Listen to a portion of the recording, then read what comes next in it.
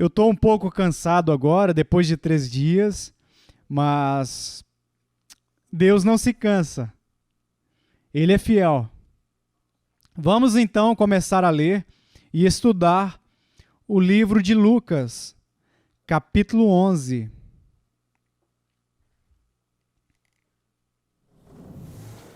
Na última lição, nós falamos sobre como Jesus era um homem de oração, que embora ele fosse Deus, também era homem. Ele orava a favor do seu povo como homem e viveu sobre a terra como homem. E viveu também uma vida de oração. E hoje em dia, quando eu falo com cristãos, não importa onde, latinos-americanos, lá nos Estados Unidos, Canadá, Rússia, África, Ásia, quando falamos sobre a oração, quase todos reconhecem que não oram como deveriam. Irmãos, me contem sobre a vida de oração de vocês. E imediatamente os irmãos inclinam a cabeça. Bem, brother Paul, eu não oro como eu deveria. Às vezes as pessoas, elas me criticam dizendo que eu sou um homem muito simples, porque quando me dizem, Paul, como eu posso crescer na fé cristã? Eu digo, bem, leia a sua Bíblia e ore. Não tem que haver mais nada. Leia a tua Bíblia e ore. É muito simples, mas não é muito fácil. Porque, como eu disse há 2 dias, a carne odeia a oração. A carne odeia a leitura da palavra de Deus. Então, a carne é um bom guia, né? Como devemos viver. Devemos fazer tudo o que a carne odeia. Devemos orar. Hoje em dia, nós temos grandes expositores. E muitos deles falam sobre a necessidade de expor as Escrituras e de estudar as Escrituras. E está certo, irmãos, nós devemos fazer. Mas eu não creio que escutar é o suficiente. Nós não temos escutado o suficiente sobre a oração. Não há muitas conferências sobre a oração. Os grandes reformadores, não tem explicação a vida deles. Carnalmente, naturalmente, suas vidas eram sobrenaturais. Eles não eram apenas grandes expositores, mas eles também eram homens de oração. A esposa de Martyn Lloyd-Jones disse que você nunca vai entender o meu marido, você nunca vai entender o ministério dele, a menos que primeiro você reconheça que ele era um homem de oração. Charles Spurgeon era um homem de oração. Todos os missionários que tiveram sucesso em seus ministérios eram homens e mulheres de oração. E o que é muito interessante e me incentiva bastante é que, embora não que eu não seja inteligente ou eloquente, eu posso orar. Eu posso fazer a coisa mais importante. Até o grande pregador Charles Spurgeon disse que seria melhor ter 10 homens que sabem orar do que 10 homens que sabiam apenas pregar.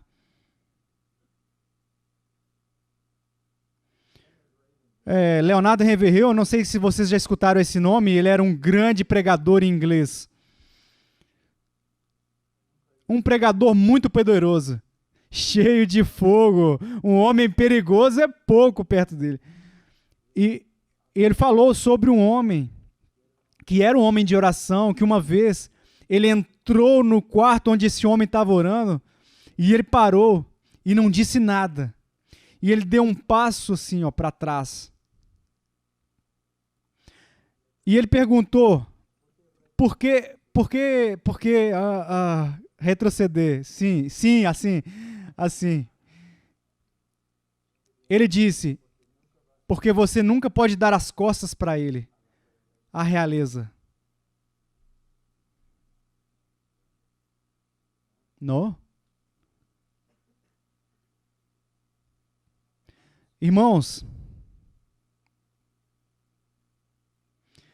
embora eu não tenha sido um homem, às vezes eu prego com esses homens aqui por aí afora, e eu não posso acreditar que, assim, eu não sou um ótimo acadêmico.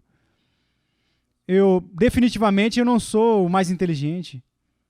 Não sou eloquente. De fato, quando eu estudo os meus talentos naturais, eu não consigo encontrar talentos naturais. Mas o homem mais incapaz e o homem mais fraco pode orar.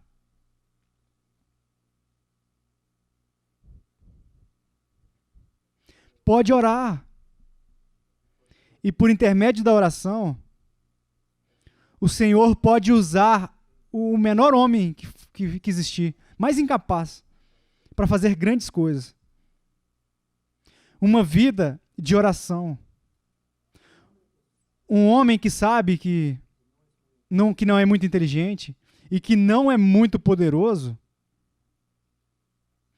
ele se apega à palavra de Deus, que é a inteligência de Deus. Ele se apega à oração, onde Deus pode tirar um maior proveito e fazer o fraco se tornar forte. O nosso problema não é que somos muito fracos, é que não reconhecemos quando devemos reconhecer que somos fracos. Porque mesmo os homens muito dotados de dons naturais não podem avançar o reino de Deus.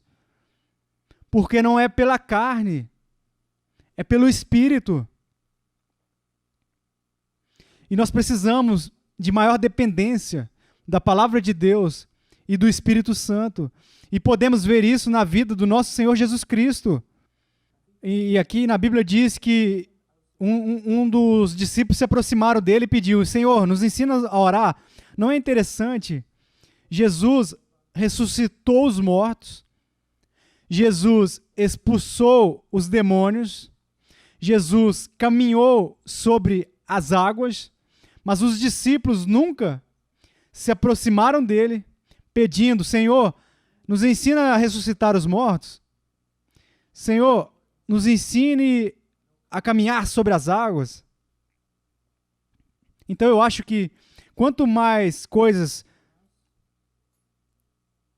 Como eu posso dizer isso? A coisa mais excepcional do nosso Senhor Jesus Cristo, mais que o seu poder de ressuscitar os mortos, a coisa mais excepcional na vida do nosso Senhor Jesus Cristo foi sua vida de oração.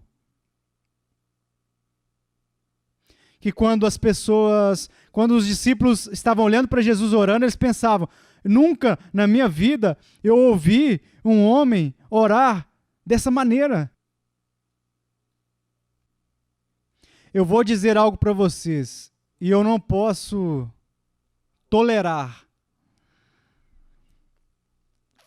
Quando eu vejo o que eu vou descrever, eu posso ver imediatamente que este homem, mesmo que ele seja um grande pregador famoso, que ele não conhece bem a Deus. Quando um homem sobe no púlpito e ele diz: irmãos, sejam bem-vindos à igreja, hoje nós vamos nos divertir no Senhor, vamos adorar, vamos ouvir uma pregação e nós vamos agora, Senhor Deus. O quê? Você vai se aproximar do trono de Deus assim? Você não conhece a Deus. Não conhece a Deus. Me desculpe, você não conhece a Deus. Você não sabe o que você está fazendo. Está bem, seja muito feliz, muito bonito. Bem-vindos. Vamos nos divertir na presença do Senhor. Agora vamos orar.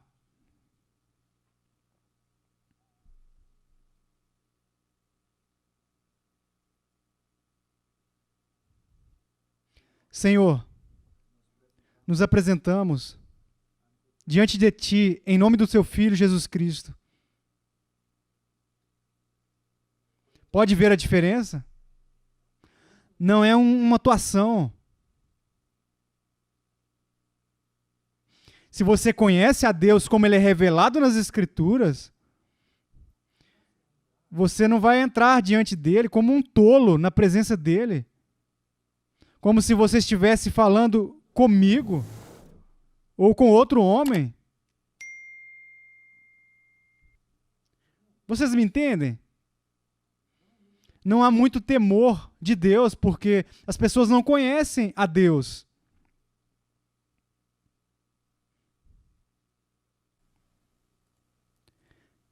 Senhor, ensina-nos a orar. Como vai ensinar a orar?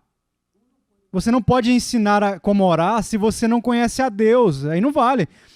Se você diz sim, pastor, mas eu sou cristão.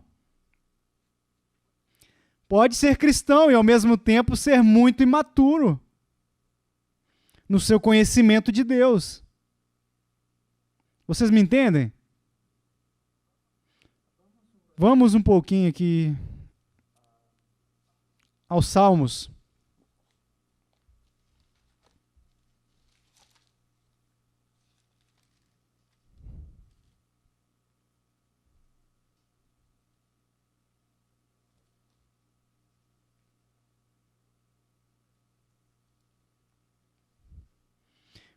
Capítulo 50, versículo 16. Mas ao ímpio diz Deus: de que te serve repetires os meus preceitos e teres nos lábios a minha aliança, uma vez que aborrece a disciplina e rejeitas as minhas palavras? Se vês um ladrão, tu te comprases nele, e aos adúlteros te associas. Soltas a boca para o mal, e a tua língua trama enganos. Sentas-te para falar contra teu irmão, e difamas o filho de tua mãe. Versículo 21. Tens feito essas coisas, e eu me calei. Pensavas que eu era teu igual. A última frase. Pensavas que eu era teu igual. Na ausência do conhecimento bíblico de Deus, a heresia vai entrar. Vamos fazer uma pergunta. Digamos que agora mesmo eu estou aqui com uma folha. Uma folha, um lápis. E eu dou 1 hora para vocês fazerem uma lista dos atributos de Deus. E não somente eu peço vocês uma lista, mas quero também uma definição de cada atributo. A maioria dos irmãos não pode fazer isso. Não sabe nem o que significa santidade ou o que significa a justiça. Então, muitas vezes, nos aproximamos de Deus como se Ele fosse como nós. Mas Ele não é como nós. Agora, Ele diz, ensina-nos a orar. Assim como também o João ensinou seus discípulos. Sabe o que é interessante para os pastores aqui? Os mestres do tempo de Jesus, eles estavam acostumados a ensinar os seus discípulos como orar. Quantos pastores ensinam os seus membros como orar? Como orar no privado, particular? Como orar em uma congregação? A nossa igreja começa o principal culto no domingo, começa às 10. E das 10 às 11 é somente oração corporal, todo mundo junto. Toda a igreja ora, debaixo da direção dos anciãos, por 1 hora. Irmãos, quando nós começamos foi terrível. Porque as pessoas não sabia como orar biblicamente. Mas depois de vários anos, os anciãos ensinando as pessoas como orar, às vezes as pessoas visitam a igreja e dizem: uau, o sermão foi bom, foi edificante, mas o que me impactou foi a hora da oração. Como oram os irmãos, entende? Se lembrem, pastores, que o Senhor disse que seria casa de oração, o templo. Os nossos pastores, levem essas palavras a sério, pastores. Quarta-noite, muitas vezes, nós temos o que nós chamamos de assembleia solene. A igreja pode orar por 1 hora, 2 horas, 3 horas. Mas orando biblicamente. Por quê? Porque os pastores investiram anos ensinando a congregação como orar publicamente. É possível pregar de uma maneira não bíblica. Sim. Sim, dá para fazer. É possível orar de uma maneira não bíblica? Sim, dá para fazer. Dá para orar. A reforma não é apenas uma doutrina da graça isolada. A reforma é baseada na doutrina da sola Escritura. E que nós temos que confirmar cada aspecto da nossa vida, do nosso pensamento, cada aspecto do nosso ministério, da nossa igreja, ao que está escrito. Então, se vamos orar com uma congregação, precisamos aprender como orar biblicamente.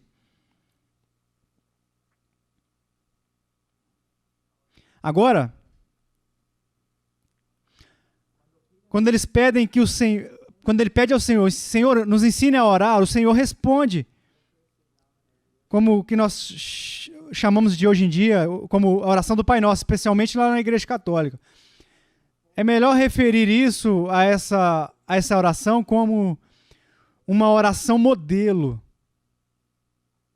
Aqui também, veja o que está acontecendo. De novo, desculpe o meu espanhol, porque eu também estou muito cansado.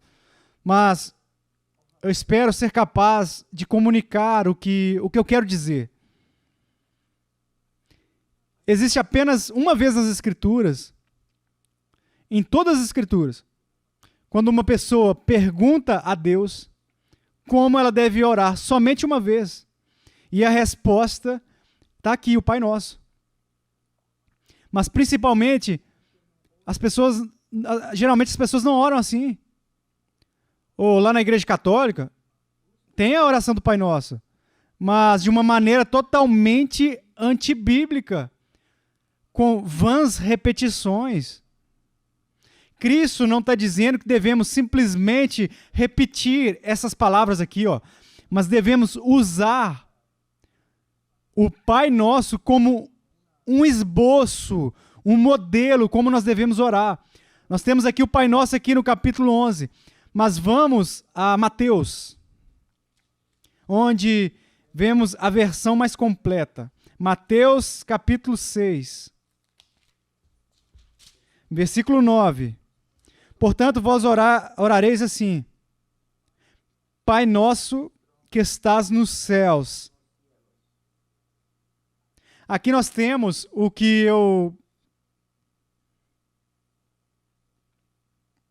Aqui temos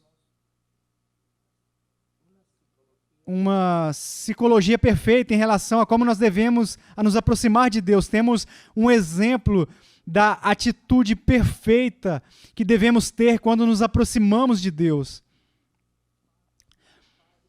Pai Nosso, Ele é o nosso Pai. Podemos nos aproximar dele sem medo, que está nos céus. Nosso Pai é o Rei da Glória e nós devemos nos aproximar dele com reverência. Quantos de vocês já devem ter escutado ensinamentos sobre o Abá, Pai? E o pregador diz: Abá, papai. Não é isso que significa, não significa papai. E você não deve ensinar assim. Vocês já devem ter escutado esse ensino. Ah, papai. Não, não significa papai. Não comunica a referência encontrada na palavra Abá. Então, vou dar um exemplo. Na África, em alguns lugares da África, o pai, se ele é um bom pai, as crianças amam seus pais.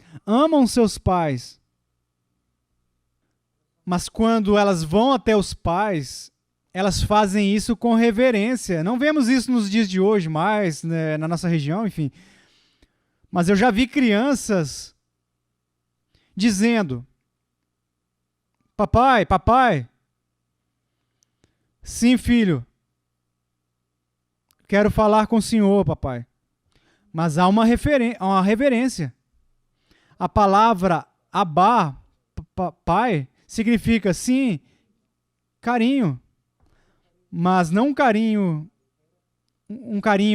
de qualquer jeito, sem reverência. Não podemos enfatizar demais o carinho. Não podemos enfatizar demais a reverência. Tem que andar junto. Tanto em inglês, tanto em espanhol. Papai, não. Porque ele não carrega a reverência que um relacionamento com Deus exige. Vocês entendem? Tenham bastante cuidado. Ele é o nosso Pai. Nosso Pai é o Senhor da glória. É um privilégio podemos ler e falar e chegar até Ele, Pai, sem medo, diante do Pai, do Rei, Senhor. E quando falamos com Ele, eu falo com o Senhor acerca de tantas coisas, da chuva, do bosque. Esta manhã, Senhor, o café está muito bom.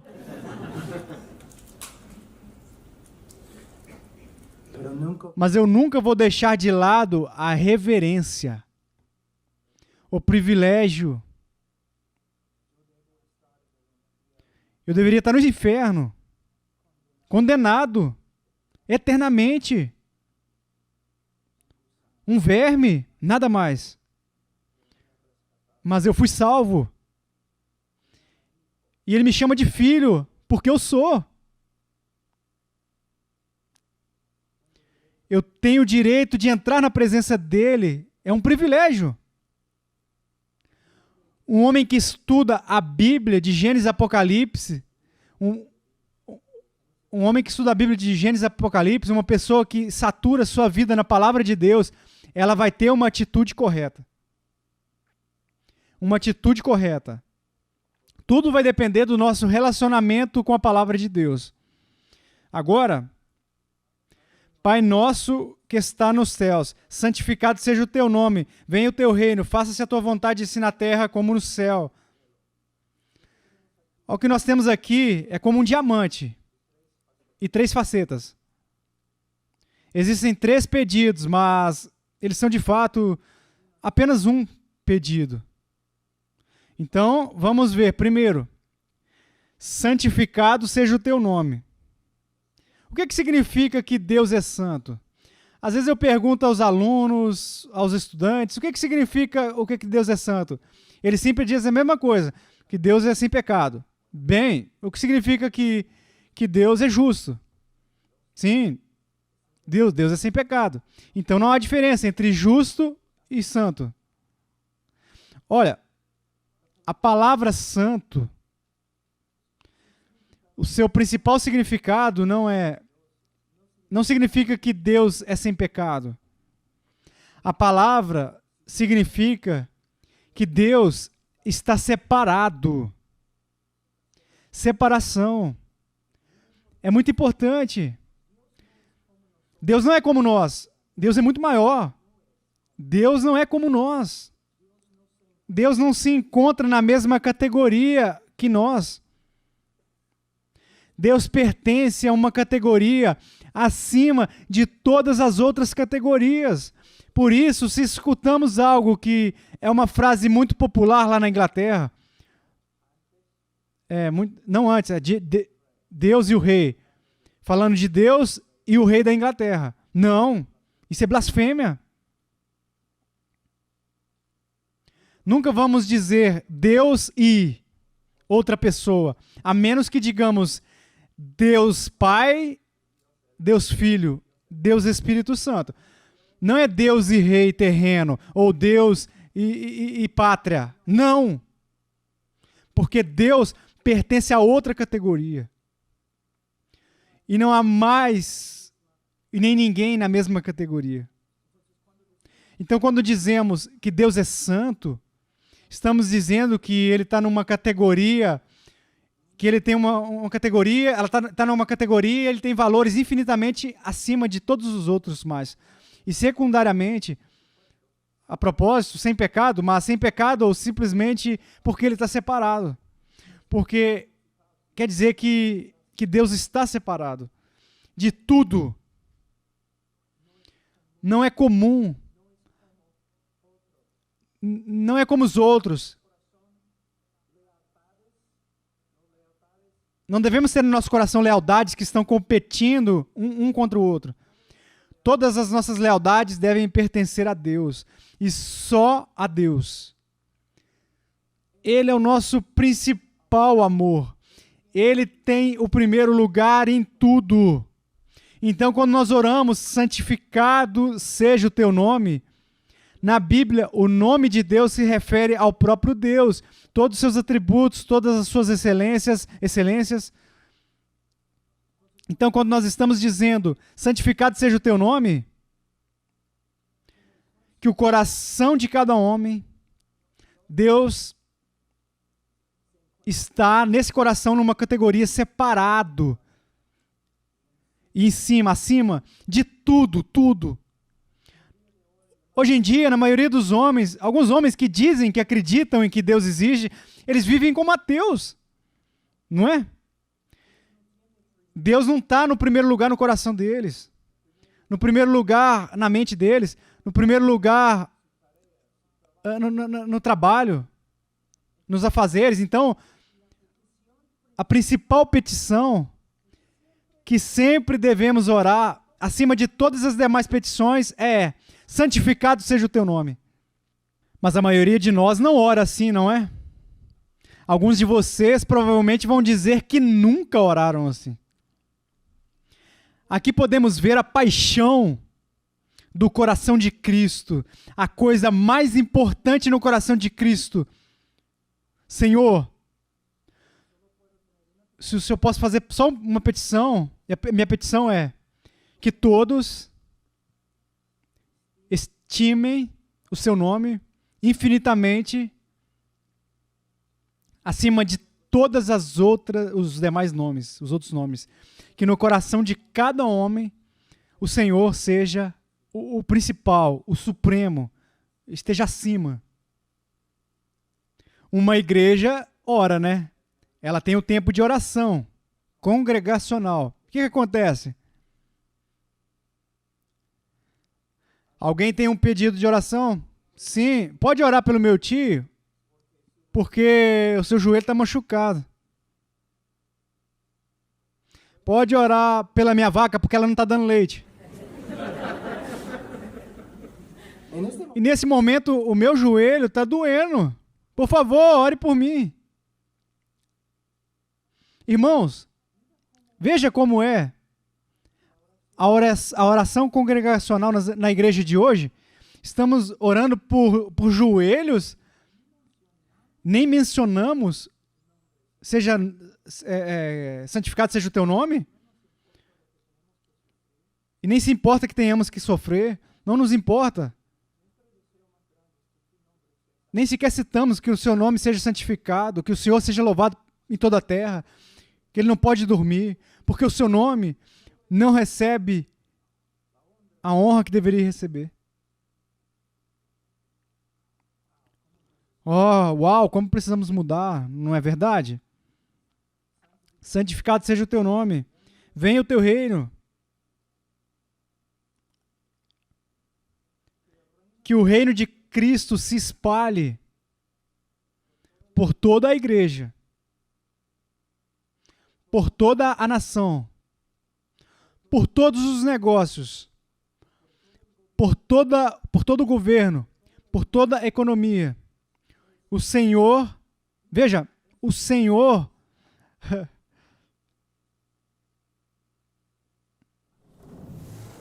ao Senhor pertence todas as coisas.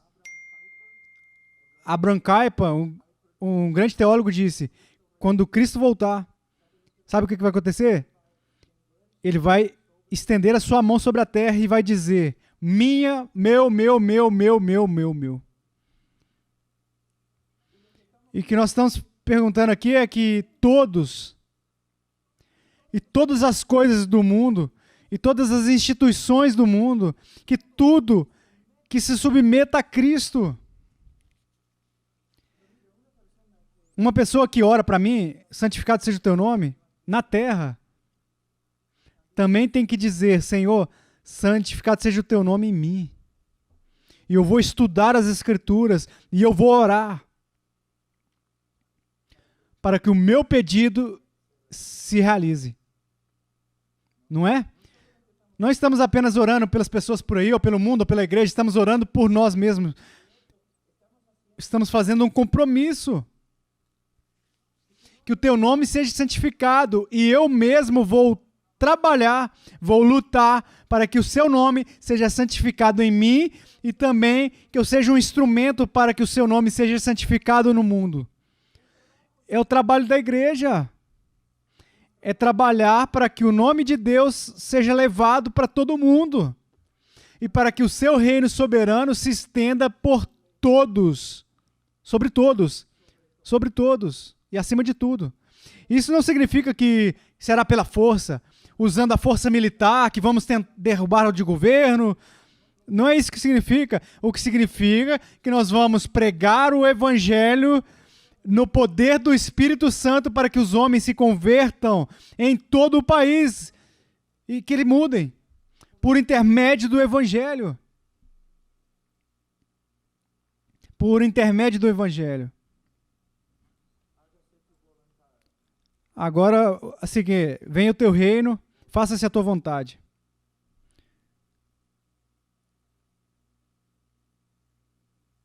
Sabe, eu não sei se vou poder dizer isso em espanhol, mas uma das razões por que os irmãos andam tão tristes e deprimidos é por causa das expectativas deles não realizadas.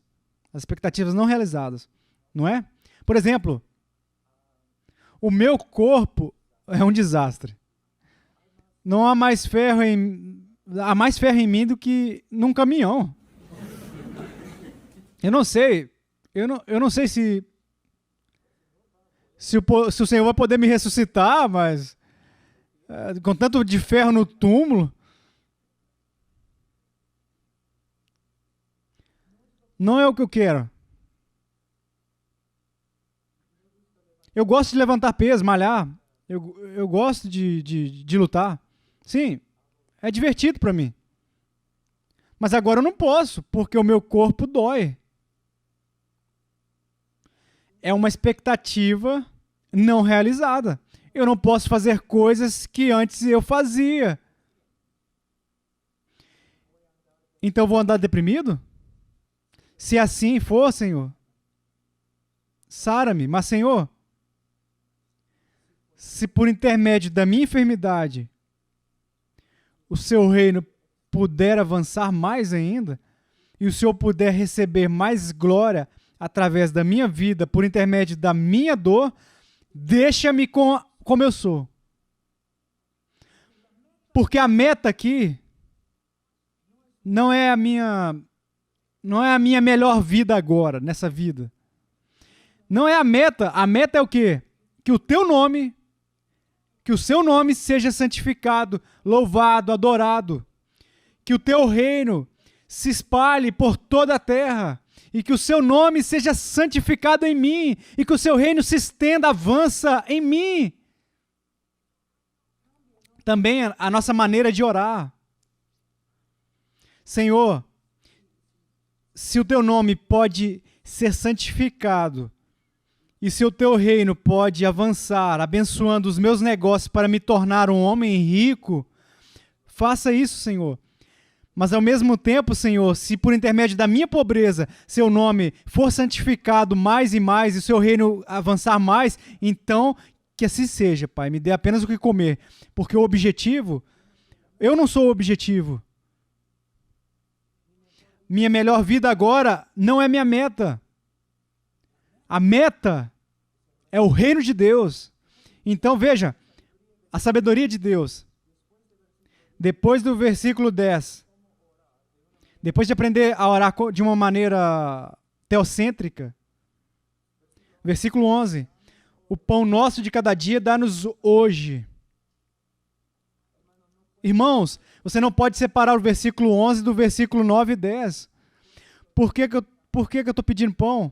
Para que eu possa trabalhar na santificação do nome de Deus e no avanço do teu reino e no cumprimento da sua vontade.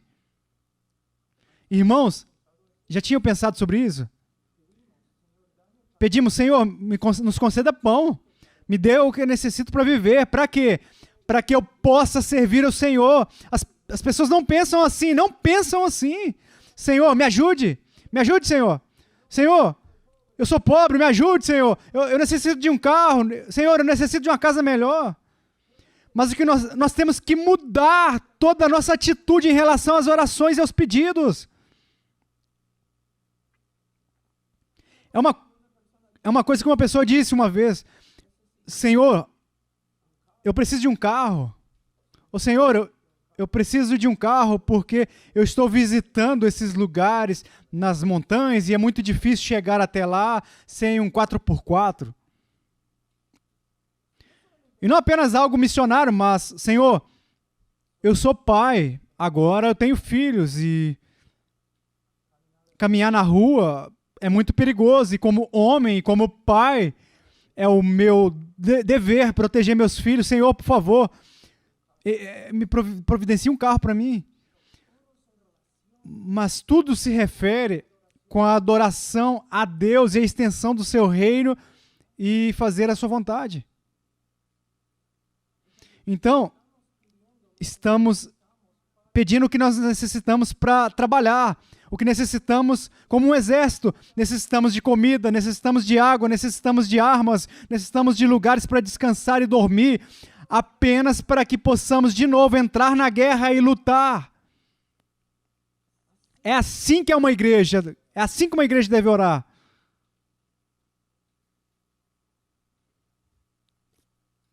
Uma pequena história, um pouco engraçada, não sei. Meus filhos, quando eles eram pequenos, agora meus filhos estão grandões, assim, ó, mas quando eles eram pequenos,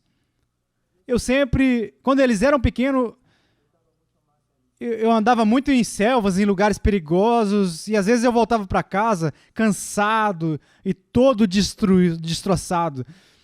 E os meus filhos: papai, o que o senhor faz? O senhor sai, o senhor volta, o senhor vai em lugares estranhos, o que o senhor faz? E eu respondi para eles: eu não posso dizer para vocês. Por quê? Bem, vocês não vão acreditar.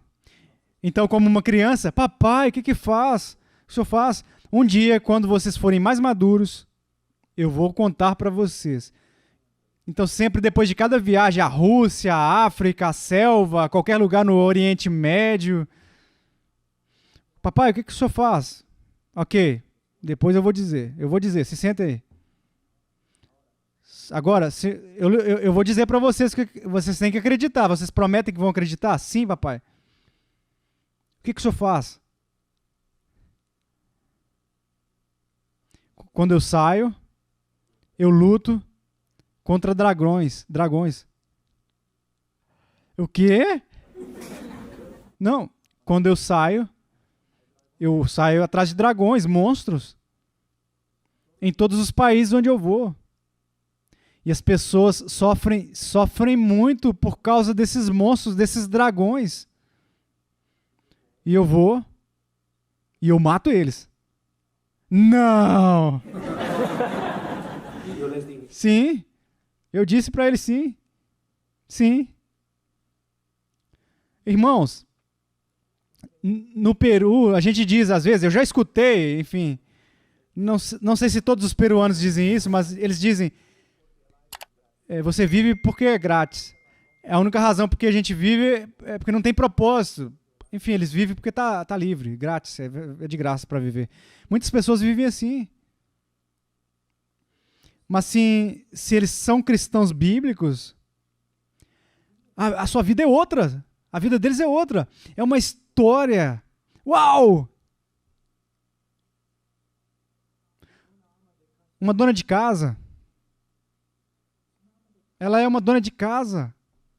Mas ela tem um dom extraordinário de orar. À tarde, de manhã, nas noites. Ela se converte e ela é uma dona de casa e se torna uma guerreira que luta contra dragões, que peleja pela libertação das pessoas. Um homem trabalha como um carpinteiro todos os dias, não é? Um trabalho difícil, mas não é um carpinteiro. Ele está ali para ganhar dinheiro, para sua família, mas também para propagar o evangelho que ele está crendo e ele está lutando contra dragões.